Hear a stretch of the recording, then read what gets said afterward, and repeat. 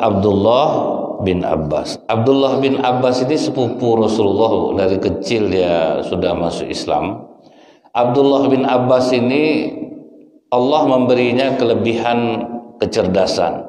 Nah, kita ini Bu ya, masing-masing kita ini dikasih kecerdasan yang berbeda-beda.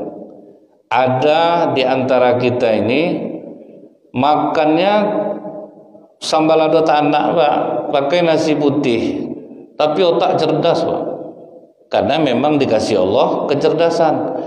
Nasi putih aja Bu, kasih garam, sambal lado tanah, otak cerdas, badan sehat. Ada udah dikasih susu mahal, pakai madu, tidur pakai AC, udah lisui, bodoh pula lagi Pak. Jadi memang Allah ini luar biasa ya Bu ya.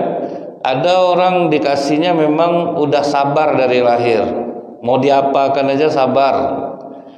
Ada orang latihan dulu, baru bisa jadi sabar. Jadi Allah tuh sudah ngasih kita nih Pak. Ada yang makanya takdir tuh ada dua ya Bu ya. Takdir mubrom, namanya takdir mu'allaq. Takdir mubrom ini yang tidak bisa diubah. Nah ini yang ketetapan Allah, tidak bisa diubah. Kapan orang lahir, walaupun sekarang udah canggih alat tahu orang kapan lahir, tapi sebetulnya kapan orang lahir itu Allah yang maha tahu. Apa jenis janin dalam perut ibunya itu Allah yang menentukan. Walaupun alat sekarang udah canggih ya Pak, sebetulnya itu mubrom. Makanya kenapa dibilang mubrom Bu? Kadang di USG laki-laki keluar perempuan, itu tuh Pak. Jadi tetap teknologi kalah kadang sama Allah, pasti kalah lah. Nah kemudian ada namanya takdir mu'allaq. Takdir mu'allaq ini masih bisa dirubah Pak dengan doa.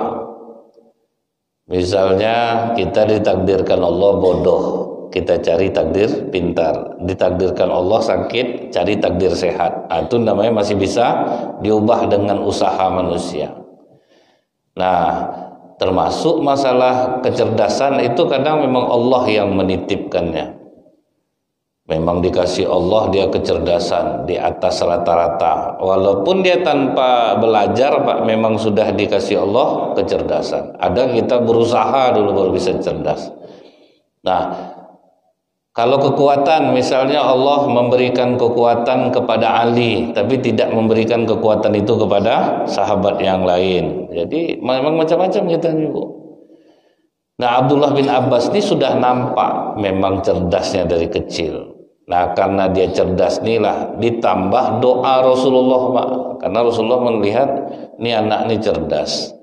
Didoakan oleh Rasulullah dengan 3 doa Bu. Ya Allah berkahilah hidupnya. Ya Allah ajarkanlah hikmah kepadanya. Ya Allah pahamkan dia dengan agama dan mengerti akan takwil. Jadi dia inilah ulama umat tibanya Bu, Abdullah bin Abbas ini Pak. Kalau umur Bu memang dia masih kecil, tapi kalau ilmu cukup disegani oleh para sahabat. Ulama-ulama sahabat kan lumayan banyak sewaktu dia udah masa Umar bin Khattab itu kan sahabat udah tambah banyak. Ngerti-ngerti dengan Al-Quran. Umar yang dibawanya anak kecil Pak, Abdullah bin Abbas. Pertemuan ulama-ulama tibanya Pak ya, orang-orang pandai dalam ilmu agama. Umar hanya membawa anak kecil, Abdullah bin Abbas. Dalam hati sahabat-sahabat yang tidak kenal sama Abdullah bin Abbas, anak-anak pula dibawa ya kemari. Orang remeh Pak dengan Abdullah bin Abbas. Yang dibahas waktu itu apa Bu? Mengenai apa maksud hikmah dari turunnya surat An-Nasr. Idza jaa nasrullahi wal fath. Apa hikmah ayat itu turun? Semua sudah ngasih pendapat umat Islam ini akan tambah banyak, orang masuk Islam akan berbondong-bondong. Abdullah bin Abbas diam aja.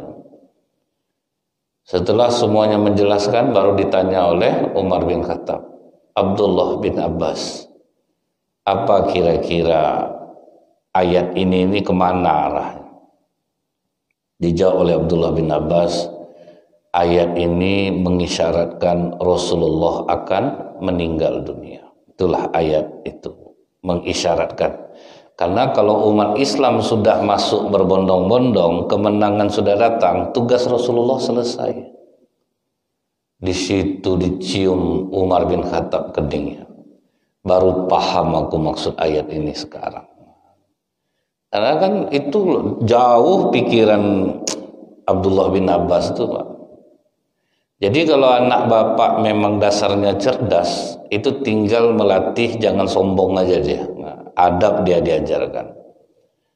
Tapi kalau misalnya yang otaknya memang harus berusaha, harus baru pintar, nah itu harus sabar-sabar mengajarnya. Dicari bidang yang dia suka untuk supaya lebih enak dia belajarnya. Tapi kalau yang udah cerdas sudah enak lah, bahagialah bapak ibu punya anak cerdas, tidak banyak ngajarnya lagi. Nah itu memang Allah yang memberikannya. Jadi Rasulullah mengatakan Abdullah bin Abbas adalah ulama umat ini. Pernah ibu ya dulunya Pak, sebetulnya solat yang diajarkan Rasulullah kalau kita berimam makmum berdua, dulunya Rasulullah mengajarkan sejajar. Sama Rasul, imam sama makmum itu sejajar kalau berdua. Waktu itu Rasulullah sholatlah bersama Abdullah bin Abbas.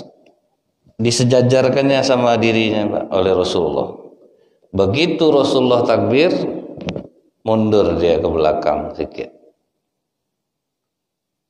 Ditarik Rasulullah dia ke depan, mundur dia balik. Pas selesai agak marah Rasulullah. Kau ada apa kau Abdullah? Aku sejajarkan kau dengan diriku, kau mundur ke belakang. Tidak pantas bagi kami sejajar bersama imam, apalagi imamnya adalah dirimu ya Rasulullah. Di situ didoakan Rasulullah, mudah-mudahan berkahlah ilmu kau ni Abdullah bin Abbas. Nah sejak itulah Pak, imam makmum kalau sholat berdua mundur sedikit ke belakang. Kalau orang ngerti enak ibu ya, nanti dia datang yang ketiga dipukulnya bahu sedikit bisa mundur. Kalau sempat yang tidak ngerti Pak, pukul bahu, orang ajar ke orang selesai sholat kok pukul bahu, itu yang ngeri ya. Ngamuk lah dia nanti. Mukul kadang mukul enggak, orang pelan-pelan aja Pak, ini mukul macam mukul apa kadang Pak, terkejut orang dibuatnya. Apa kadang tidak berkelahi gara-gara itu gitu ya. Sama ingat saya Bu ya, kalau kita sedang sholat lewat orang depan kita, lebih baik berhenti selama 40 tahun itu, atau tolak orang itu. Tolak maksud di sini itu deh, apa ndak berkelahi di masjid Pak? Tolak betul, tolak apa nih Pak? Itu yang tolak bala kata orang tuh Bu, ngeri Bu, terempas orang dibuatnya, apa ndak berkelahi dibuatnya Pak? Maksudnya itu ya hadang biasa aja. Jangan sampai menyakiti pula. Ini betul-betul tolak, itu yang tolak bala. Hancur badan orang boleh dibuatnya itu. Tersandar orang ke dinding dibuatnya. Nah, jadi itu kelebihan Abdullah bin Abbas. Udah diprediksi Rasulullah ini bakal jadi ulama. Misal macam kami mau balik sekarang nih Bu, ya saya ingat dari kecil saya suka lihat orang ceramah Pak. Di masjid tuh apa aja pertandingan hafal ayat yang macam-macam sekarang nih Bu ya, dikacau-kacaukan ayat itu susunannya kita memang hobi dari kecil. Kemudian kalau ada orang ceramah saya tengok terus Pak. Asal orang ceramah, ingat saya waktu saya kecil-kecil Ustaz Ali Abri, kemudian Ustaz Sulaiman Abdullah, selalu di masjid tuh Bu. Pokoknya suka lah dengar orang ceramah ini, suka betul. Jadi memang udah ada dari kecil tuh, memang udah ada. Bukan udah besar timbulnya. Kadang kan kami ini ada udah besar-besar Bu, cari kerja payah Pak. Agus jadi ustad lagi. Taraweh 15 menit 250, 300 kemana mau dicari itu. Ada yang macam itu Pak. Dia sebetulnya tidak bakat dia ceramah nih Bu. Pokoknya kalau dia pas ceramah tuh muak aja bawaan orang, kadang nengok dia Pak kan. Cuman itulah kan dia mikir cari kerja Pak ya. Mau jadi ojol dah banyak lah ojol. Bagus jadi ustad lagi. Itu untuk bulan puasa jadilah lumayan tuh Pak. Kali kan lah 250 semalam. Kali sebulan kan udah banyak tuh Bu. Memang ada yang karbitan macam itu ada. Memang dia tuh tidak ada kebutuhan. Jadi kita ini memang bidang kita ini udah masing-masing. Tidak bisa.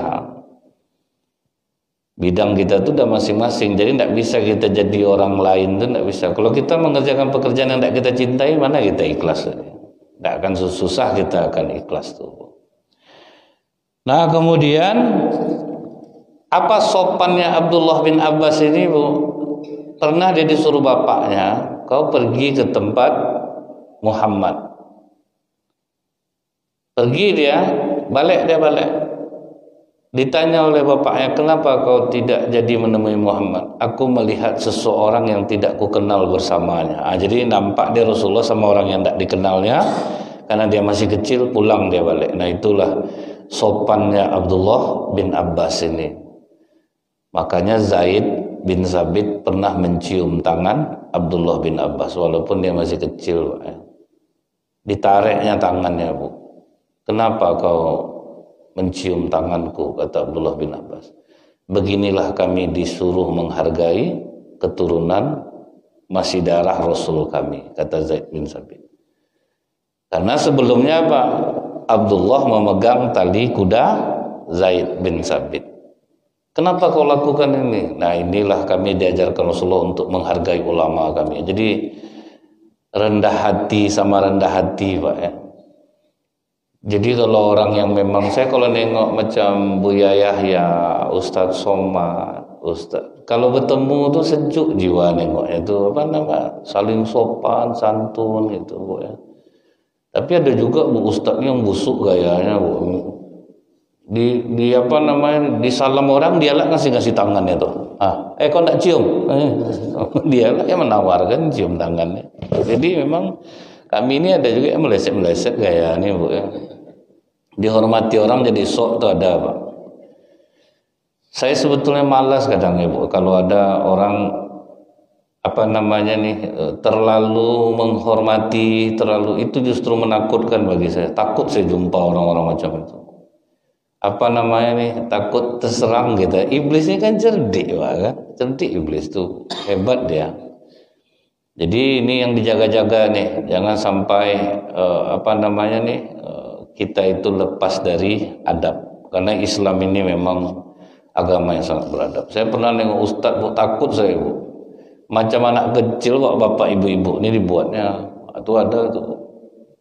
Jadi ada yang nanya, Ustadz saya nanya, selesai ibu tanya, kemana aja telinga ibu dari tadi? Tidak mendengar sepanjang saya ngaji. Waduh ngeri Bu.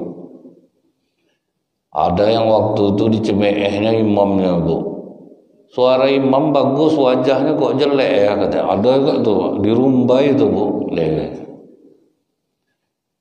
Ngeri-ngeri juga muncul kami ini rupanya Bu. Saya itu takutnya Pak, kadang kita tidak sadar kan Pak ya, terhina orang nanti terus apa, ngeri memang.